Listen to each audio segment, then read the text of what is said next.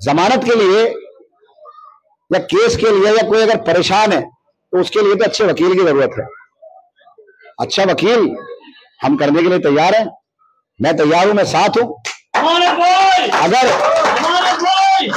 अगर मोरली सपोर्ट की जरूरत है तो हम हर तरह तैयार है, हमारी पूरी सरकार तैयार है। और अगर सरकार का एमएलए नहीं होगा तो जैसे यहाँ पार्षद जीते हुए ना, आप उनसे कहो कि हमारी गली बना दो। अब ये एमसीडी की है ना एरिया, गली तो मैंने बनाई, मैं सरकार का एमएलए था तो एमसीडी के काम भी मैं कर रहा हूं। तब की जिम्मेदारी एमसीडी के पार्षद की थी, लेकिन उसने कुछ नहीं किया। क्या कहता है कि फंड ही नहीं है हम पे। तो भैया फंड ही नहीं है, जब फंड ही हम पे है तो जिस पे फंड है, जिसकी सरकार है, उसे जिता दो। एक नारा लग रहा है कि साहब अगर जीत गए तो रिहाई हो जाएगी। जो जीते हुए कैंडिडेट थे, मैं एमएलए था, मैं जेल चला गया। ओखला बड़ा समझदार है, ओखला इतना समझदार है कि ओखला कभी लगड़े घोड़े पे दाव लगाता ही नहीं। भाई साहब इतने समझदार लोग हैं, ये तो आज तक उसी को जितावे जिसकी सरकार हो। शिकवा भी हो तो ऐसे आदमी से हो, भारी भरकम से। और जो पहले ये कह दे कि मुझ पे तो कुछ है ही नहीं, तो भैया ऐसे आदमी के जाने से फायदा क्या। अब किसी को जरूरतमंद भी है ना, अगर किसी का पता लग जाए कि हम यहाँ पे पैसे हैं, वो जरूरत आपकी पूरी हो जाएगी तो वहीं जाएगा। और किसी के बारे में पहले से पता हो कि वो उल्टे ले लेगा तो उसके पास तो मदद को भी नहीं जाता आदमी। दिल्ली के मुगलाई जायकों के दीवाने हैं तो फिर गोश्ताना आइए। शानदार इंटीरियर, आरामदेह मजलिस और खूबसूरत समा के साथ, जहां हर डिश में बसी है दिल्ली के खास खानों की रूहानी महक, जायका जो दिल को छू जाए। Address Jamia Nagar, hotel river view, ठोकर नंबर 3, अबुल फजल इनक्लेव। इंडिया गठबंधन ने बीजेपी को बुरी तरह से हराया। 1.5 महीने बाद वहां विधानसभा का इलेक्शन हुआ। बीजेपी ने अपनी स्ट्रेटेजी चेंज की। बीजेपी ने यह तय किया कि हम सेकुलर वोटों की तकसीम करें। तो 48 सीटें ऐसी हैं वहां महाराष्ट्र में जो 2000 वोटों से कम से इंडिया गठबंधन हारा। वो क्यों हारा? कि उन्होंने सेकुलर वोटों में कैंडिडेट बहुत सारे खड़े कर दिए, सेकुलर वोटों को तकसीम किया और बीजेपी का अपना वोट इकट्ठा हुआ और उसने इंडिया गठबंधन को हरा दिया। यही कोशिश यहां है। बीजेपी डायरेक्ट हमसे कभी नहीं जीत सकती। यहां पर 282 बूथ है, आम आदमी पार्टी का 282 के 82 बूथ पर वोट है। पहला बूथ अगर कालिंदी कॉलोनी में है तो हमें वहां वोट पड़ता है।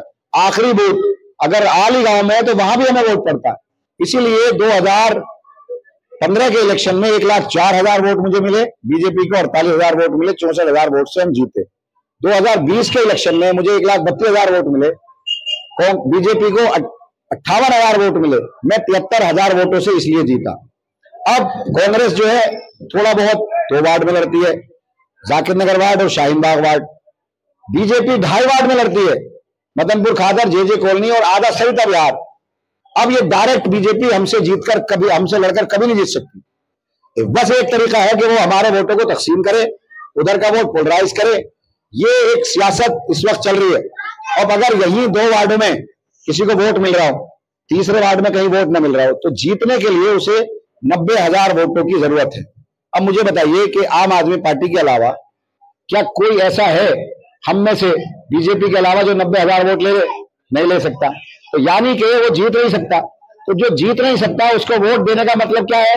कि अपने वोट को खराब करना और कहीं ना कहीं बीजेपी को फायदा पहुंचाना। तो हमें ये सोचना है कि हमारा वोट तकसीम नहीं होना चाहिए। अगर वोट तकसीम होगा तो बीजेपी को फायदा होगा। और अगर बीजेपी, फर्ज करो कि बीजेपी का विधायक बन गया, तो आप बताइए कि आपकी शिकायत सुनने कौन आएगा?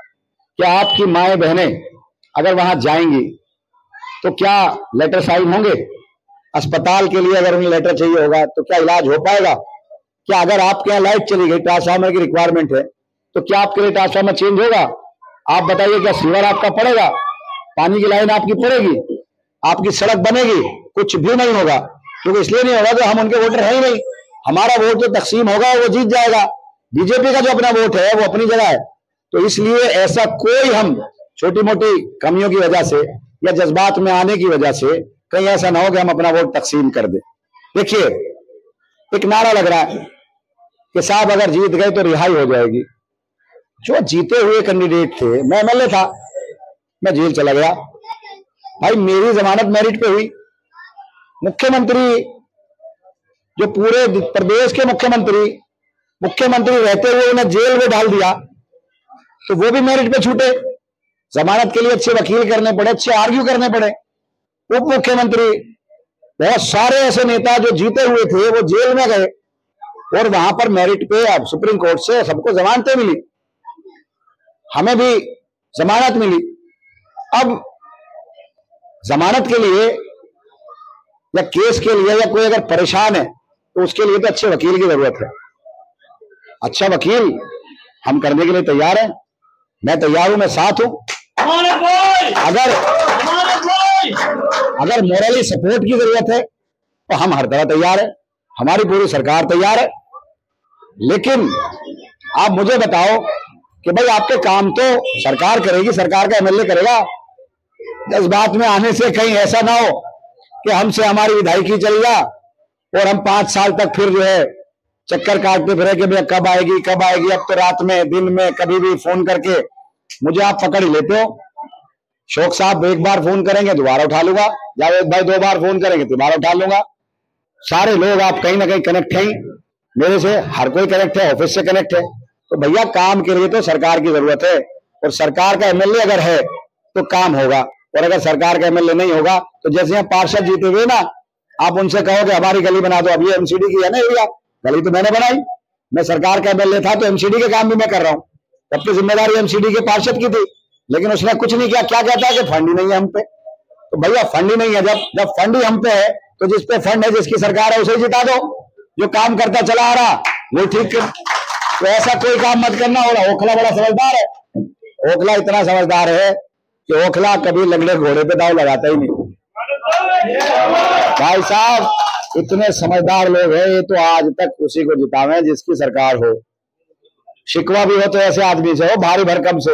और जो पहले ये कह दे कि मुझ पे तो कुछ है ही नहीं, तो भैया ऐसे आदमी के जाने से फायदा क्या। अब किसी को जरूरतमंद भी है ना, अगर किसी का पता लग जाए कि हम यहाँ पे पैसे हैं, वो जरूरत आपकी पूरी हो जाएगी तो वहीं जाएगा। और किसी के बारे में पहले से पता हो कि वो उल्टे ले लेगा तो उसके पास तो मदद को भी नहीं जाता आदमी।